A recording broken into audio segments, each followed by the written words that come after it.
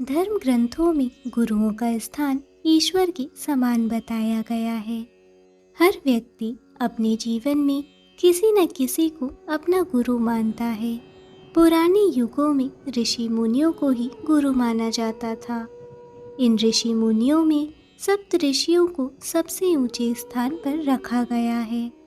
हिंदू धर्म में उल्लेखित सप्त ऋषि ज्योतिष में महत्वपूर्ण स्थान रखते हैं। अगर तारामंडल में इनकी मौजूदगी न हो तो ग्रह नक्षत्रों का भी कोई मोल नहीं रह जाता। आइए जानते हैं सप्त ऋषि कौन है और इनका जन्म कैसे हुआ। कृपया वीडियो को अंत तक देखें और हमारे चैनल धर्म ग्रंथ को सब्सक्राइब ज़रूर करें। हमारे शास्त्रों और पुराणों में जैसे पद्म पुराण, विष्णु पुराण, मत्स्य पुराण आदि समेत कई धर्म ग्रंथों में सप्त ऋषियों का उल्लेख मिलता है। मत्स्य पुराण के अनुसार ब्रह्मा जी ने संसार में धर्म की स्थापना करने और सनातन संस्कृति का ज्ञान बनाए रखने के लिए अपने मस्तिष्क से सप्त ऋषियों की उत्पत्ति की थी।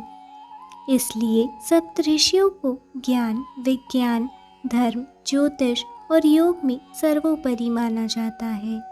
वेदों में इन 7 ऋषियों को वैदिक धर्म का संरक्षक माना गया है।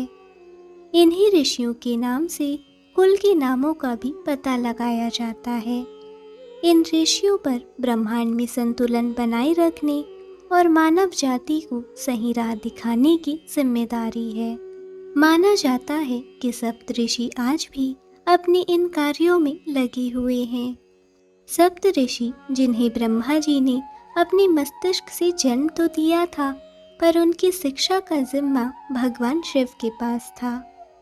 धार्मिक मान्यताओं के अनुसार भगवान शिव ने सर्वप्रथम जिन 7 लोगों को योग, शैव कर्म और वैदिक ज्ञान दिया था, वे ही आगे चलकर सप्तऋषि के नाम से जाने गए।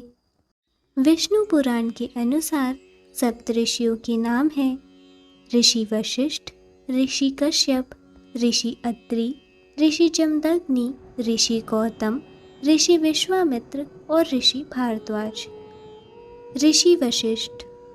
ऋषि वशिष्ठ राजा दशरथ के कुलगुरु थे। उनके द्वारा ही राजा दशरथ के चारों पुत्रों राम, लक्ष्मण, भरत और शत्रुघ्न ने शिक्षा प्राप्त की थी। उनके कहने पर ही राजा दशरथ ने श्री राम और लक्ष्मण को ऋषि विश्वामित्र के साथ आश्रम में राक्षसों का वध करने के लिए भेजा था। पौराणिक मान्यताओं के अनुसार कामधेनु गाय के लिए ऋषि वशिष्ठ और ऋषि विश्वामित्र में युद्ध भी हुआ था, जिसमें ऋषि वशिष्ठ विजयी हुए थे। ऋषि विश्वामित्र ऋषि होने के साथ साथ एक राजा भी थे। वे ऋषि विश्वामित्र ही थे जिन्होंने गायत्री मंत्र की रचना की थी।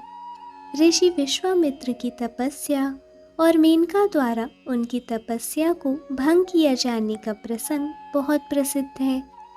उन्होंने अपनी तपस्या के बल पर त्रिशंकु को शरीर के साथ ही स्वर्ग के दर्शन करा दिए थे।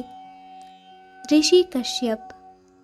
कथा के अनुसार जब श्री गणेश जी ने अलकासुर का अंत करने के लिए उसे निगल लिया था, तब पेट की जलन को शांत करने के लिए ऋषि कश्यप ने ही दुर्वा की गांठें बनाकर दी थी, जिससे गणेश जी की पेट की जलन शांत हुई थी। इनकी एक पत्नी का नाम अदिति और दूसरी पत्नी का नाम दीति था। कहते हैं कि अदिति से देवों और दीति से दैत्यों की उत्पत्ति हुई थी। ऋषि भारद्वाज। मान्यता है कि सप्तऋषियों में भारद्वाज ऋषियों को सबसे ऊंचा स्थान मिला हुआ है। ऋषि भारद्वाज ने आयुर्वेद सहित कई ग्रंथों की रचना की थी। कौरवों और पांडवों के गुरु द्रोणाचार्य इन्हीं के पुत्र थे। ऋषि अत्रि की पत्नी अनुसुईया है और इनके पुत्र का नाम दत्तात्रेय है। कथाओं के अनुसार माना जाता है कि त्रेता युग में जब श्री राम को वनवास मिला था, तब सीता जी और लक्ष्मण जी के साथ श्री राम ऋषि अत्रि के आश्रम में आकर रुके थे। हमारे देश में कृषि विकास के लिए ऋषि अत्रि का योगदान सबसे अहम माना जाता है। उन्हें प्राचीन भारत में बहुत बड़ा वैज्ञानिक भी माना जाता है। ऋषि जमदग्नि। भगवान परशुराम ऋषि जमदग्नि के ही पुत्र थे। इनके आश्रम में इच्छित फलों को प्रदान करने वाली एक गाय थी, जिसे कार्तवीर्य छीनकर अपने साथ ले गया था। परशुराम जी को जब इस बात का पता चला तो वह कार्तवीर्य को मारकर कामधेनु गाय वापस आश्रम में ले आए। ऋषि गौतम। गौतम ऋषि की पत्नी अहिल्या थी। इनके श्राप के कारण ही अहिल्या पत्थर बन गई थी। भगवान श्री राम की कृपा से अहिल्या ने पुनः अपना रूप प्राप्त किया था। गौतम ऋषि अपने तप बल पर ब्रह्मागिरी के पर्वत पर मां गंगा को लेकर आए थे। तारामंडल में सप्तऋषि 7 तारों के रूप में स्थापित हैं और ध्रुव तारे की परिक्रमा करते हैं। इसे फागुन चैत्र माह से लेकर श्रावण भाद्र माह तक आकाश में कुल 7 सप्तऋषि तारे के समूह के रूप में देखे जा सकते हैं। सप्तऋषियों के जीवन काल को समझने के लिए सबसे पहले यह समझना जरूरी है कि ब्रह्मा जी का एक दिन एक कल्प कहलाता है और उस एक कल्प में कुल 14 मनु होते हैं। इन हर एक मनु के काल को मनवंतर कहा जाता है। इन्हीं आने वाले प्रत्येक मनवंतर में अलग अलग सप्तऋषि हुआ करते हैं। वर्तमान की बात करें तो अभी वैवस्वत मनु काल चल रहा है और इस काल के सप्तऋषि हैं ऋषि वशिष्ठ, ऋषि विश्वामित्र, ऋषि कश्यप, ऋषि भारद्वाज, ऋषि अत्रि, ऋषि जमदग्नि और ऋषि गौतम। इस तरह से हम कह सकते हैं कि सप्तऋषियों का जीवन काल मनवंतर पर आधारित है। तो दोस्तों, आज के लिए बस इतना ही।